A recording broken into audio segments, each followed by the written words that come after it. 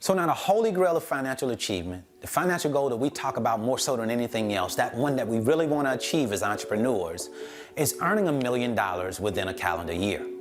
And although that's a great goal, that's a wonderful goal to set for yourself, most people will never achieve that goal. And it's for the same reason why most people won't ever achieve the other big goals that they set in their lives. And that's because they don't persist long enough. They'll quit before they reach the goal. That's just how it works. Unfortunate, but true. Now here's what I want you to understand as it pertains to the goal. The goal is to earn $1 million in a calendar year. Now, that doesn't mean if you don't earn $1 million in a calendar year, then you're not a successful business owner.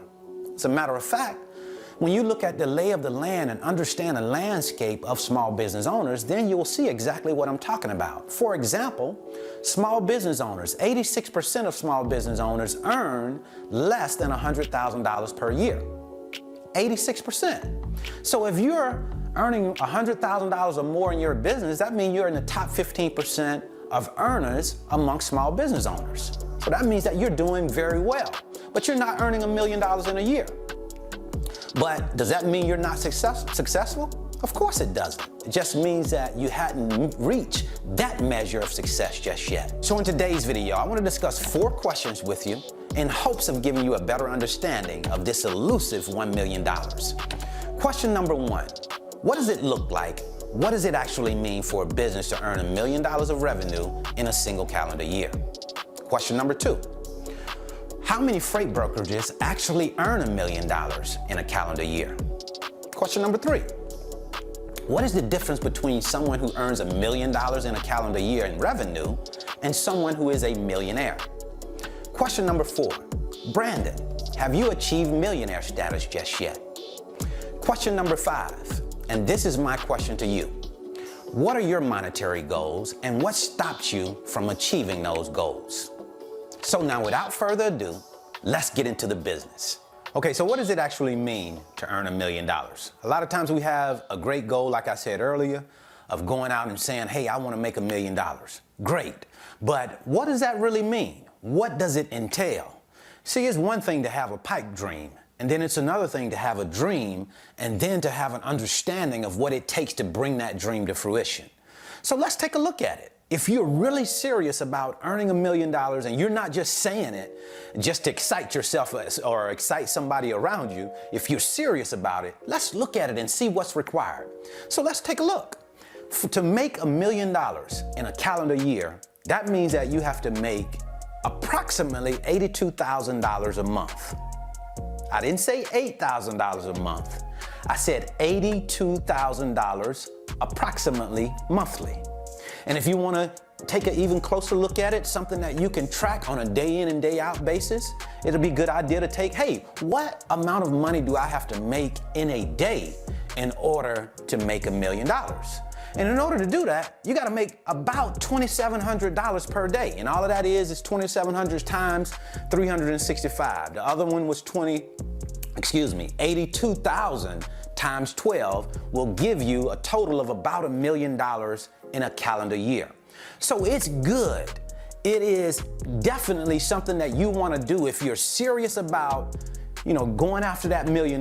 You want to track and find out exactly what you have to make per month, per day. And that way, why that's so important is because what it's going to allow for you to do is to say, okay, now I'm in month 4 and I can take a look at my revenue for those months. And if I'm right at $80,000 or $75,000 or $83,000 some of those months, then I know I'm on track to achieve that goal. Or I know how far I am away from achieving it. That is when you're really serious about making $1 million, is when you understand what it entails, what is required, how do you get to that point. And the next thing that I want you to think about is the responsibility that comes with making more money, especially $1 million. But even if we go back to $1,000 to $10,000 to $20,000, there's different levels of responsibility that comes with the money that you're earning.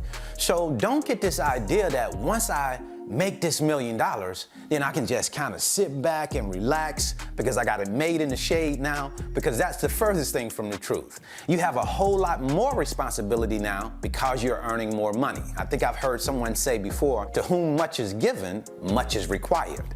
Now, I know nobody is giving you $1 million, but when you're going out there working for that and you're increasing your pay, then it comes with increased responsibility.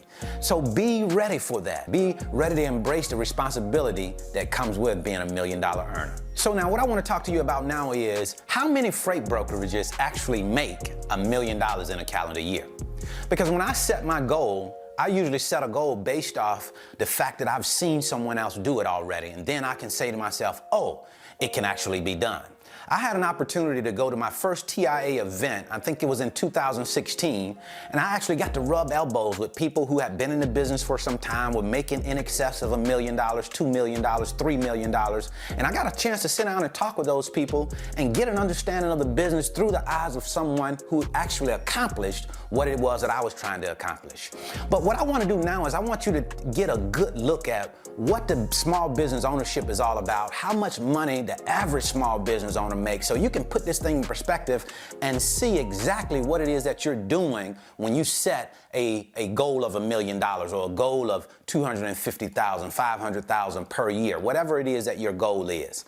So let's just take a look at that. Now, the average small business owner with no employees earn about $46,000 in revenue per year. Now, the average small business owner earns about $71,000 per year.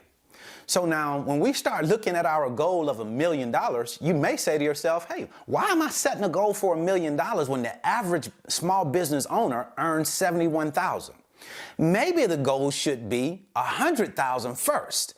So that way you can get in and start working, make $100,000 first, and then set your goals on $1 million. But now that's up to you. You can set your goal to whatever you want to set your goal, but it's very good, I think, to understand the world that you are operating in. And the freight broker world, the small business ownership world, may not be what you think it is, because we automatically get the impression that small business owners are making $500, $600, $700, $1 million per year. And it's just because of what we see out there and what we think when we go to certain businesses. We automatically think they're making a whole lot of money. That may be true, but the numbers say different. The numbers say that the average small business owner only makes $71,000 per year. The average business owner. Now, when we say the average small business owner with no employees, which is most of our businesses as freight brokers, most of us start out and we don't have any employees, that number is at $46,000 per year. So we need to really get a good idea of the landscape, get a good idea of the small business ownership world. So when we start to earn money, we can take a look at our revenue and then we can see where we fall at on the totem pole. Where does our business rank? But if you're making $100,000 as a business, then you are better than average. Most people don't understand that. We automatically think it has to be $1 million in order to be successful, but that's just not the case. All right, so what's the difference between a small business owner who earns $1 million in revenue and a small business owner who's a millionaire? Small business owner who earns $1 million in revenue is simply saying he has a top line number of total sales of $1 million. Now, nothing has come out of that yet. No expenses, no taxes, just a top line sales amount of $1 million equals $1 million in revenue. Now, let's take a look at someone who has a top line number, let's say of 1.7 million, and a bottom line number after taxes, after expenses, after cost to operate of $1 million. Now, this is just for the example. Now, that means that that person has a total amount of income that they are accessing, they are going to have access to, of $1 million. That's completely different than someone who simply earns $1 million, because when you really understand it, it's not necessarily about how much you earn, it's about how much you keep. Because you can earn $1 million and only keep $100,000. You have $900,000 in expenses and taxes, then you made $100,000. That's okay, but we want to keep much more out of that million if we can, and we can. in this type of business, in the freight broker business. Now, let's take a look at a millionaire. Now, some people say if a person earns $1 million, they're a millionaire. I don't see it that way, because you can earn $1 million, but spend $1 million, and you're not a millionaire. You're just earning $1 million and you're spending a lot of money. But what I look at as a millionaire is a person who has a total net worth of $1 million. So that means all of your assets minus your liabilities. So if we look at your assets and say you have a 401k or a 403b, a thrift savings plan, or a health savings account, or a regular savings account, your brokerage account, your total assets minus your liabilities. If you had a mortgage, for example, let's say that your house was valued at $100,000 and you had $30,000 left on your mortgage, then you own 70% of your house. $70,000 in equity is what you have in that house. So that $70,000 would shift to the asset side. So when you have assets minus liabilities in total of $1 million, you are a millionaire. So that's the way that I see a millionaire. Now, this is rare air. Let's make sure that we understand that. There are not a lot of people that are millionaires. When we look at the United States, there are about 330 million people in the United States. And depending on which report that you go with, there are 10 to 18,000 millionaires. So we're talking less than 3 or 4% of the population. But what we also have to understand is it's very attainable, more so today than it was yesterday, because now there are 1,700 new millionaires every day. So think about that. Wouldn't you like to be one of the 1,700? We're going to talk about that in our next question. So now every now and again, somebody will ask me, hey, Brandon, have you made it to the millionaire status yet? And that's a fair question, because in 2015, I announced to my network that my goal was to become a millionaire. And I wanted that pressure. I wanted to put that pressure on myself and say that I wanted to be a millionaire, because I knew that once I announced it, I would do everything within my power to go after it, because now I'm holding myself accountable. Now, with that said, I have not reached millionaire status just yet. I want you to think about something. It takes on average 25 to 30 years for someone to become a millionaire. What I am doing is becoming a millionaire in a 7-year period of time. I decided in 2015 that I wanted to become a millionaire. And I said that I was gonna do it in 7 years.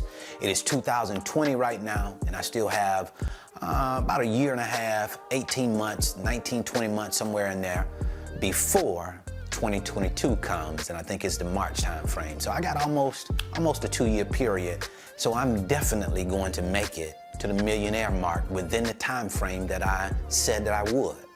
And the reason why I'm gonna do it is not because there is really anything that is super special about me, other than I have a serious work ethic, a serious commitment to things that I say that I'm gonna do. For example, I tell people all the time, you know, you can look at somebody's credit report and you can tell who they are based off of that credit report. And when I say who they are, how often do they do what they say they're gonna do? And that's how I look at my credit report. My credit report tells you what I'm gonna do, not necessarily what I say, because I can say a whole lot of things about who I am and what I stand for, what I'll do. But my credit report will tell you exactly what the story is. So my mind is always on earning millionaire status, becoming a millionaire. That is the goal that is at the forefront of my mind. And I believe that when you have a goal, or when you have something on your mind, it has to come to existence.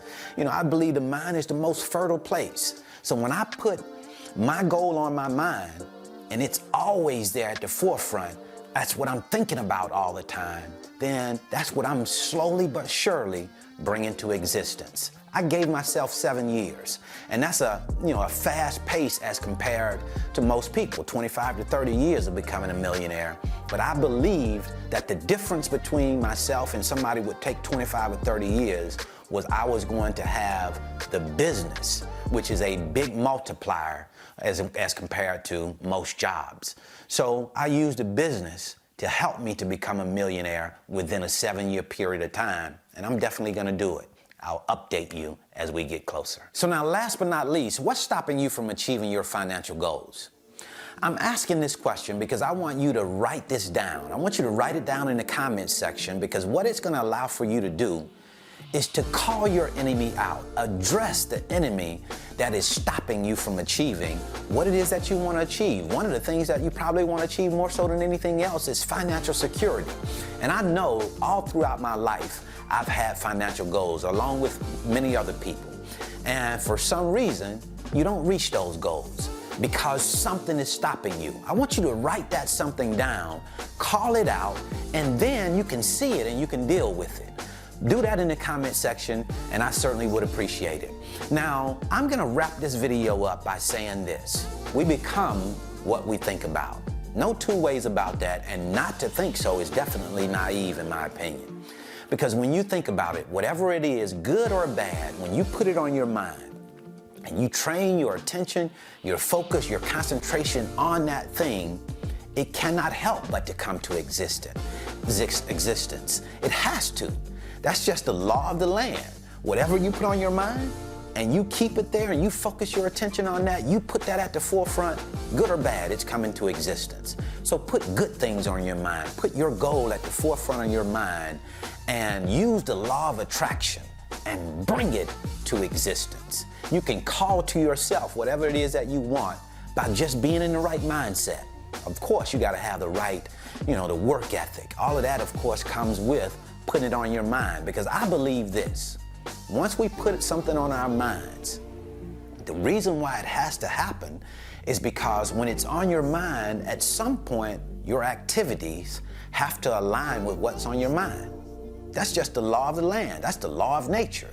Whatever you got on your mind, at some point, your activities got to align with that. And then what your activities do is start to slowly but surely bring the thought that's on your mind to existence. That's the power that we have as men. I know that now. There's no shadow of a doubt in my mind that you and I have that power to think about something, to put something on my mind, to carry it from imagination to bam, right here to existence. That's the power of man.